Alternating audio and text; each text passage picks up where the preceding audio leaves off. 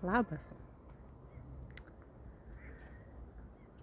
Atėjau pasidžiaugti vakarėjančią gamtą ir nuostabiu žydėjimu.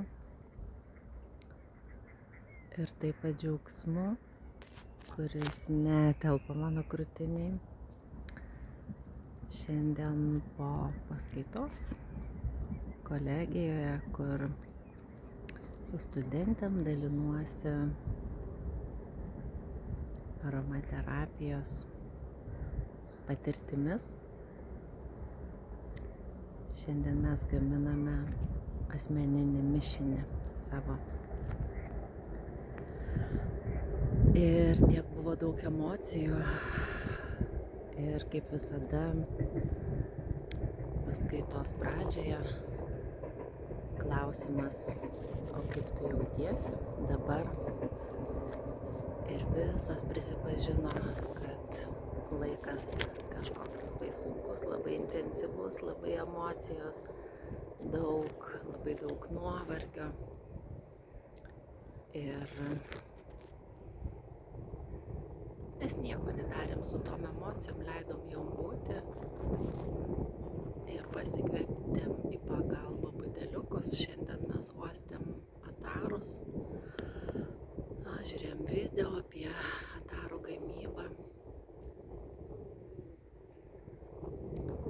Ir taip gimė pirmieji tokie primityvūs kvepalai, individualus kiekvienos kūrinys, bet jisai toks svarbus. Tas žingsnis taip praskaidrino dieną, kai mes susėdome į ratą pasidalinti, kaip jautiesi šiandien. Visos sakė, vau, to nuovargio kaip nebūta.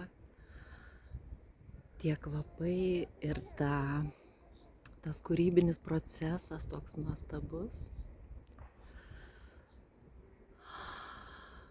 Ir aš gaunu žinutę dabar visai nesenai socialiniuose tinkluose. Viena studentė parašė, šiandien mes kūrėme kvapus. Šiandien mes ne tik kūrėme kvapus, bet iš naujo kūrėme save. Ir dar prierašas, kad šiandien tokią sunkią emociškai dieną kvapai ir bendrystė, moteriška bendrystė be vertinimo, tik priėmimas, tik švelnumas padėjo pereiti į kitą evoliucinį lygmenį. Tai išėjau pasivaikščioti, išėjau iškvėpuoti tų emocijų, nes jų labai daug. Ir šitos ašaros yra džiaugsmo, nes aš matau labai didelę prasmę tame, ką darau.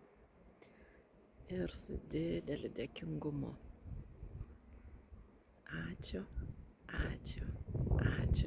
visom merginom ir moterim, kolegijos studentėm, kurios susilygiavusios savo viduje galės pernešti tą ramybę, vidinę ramybę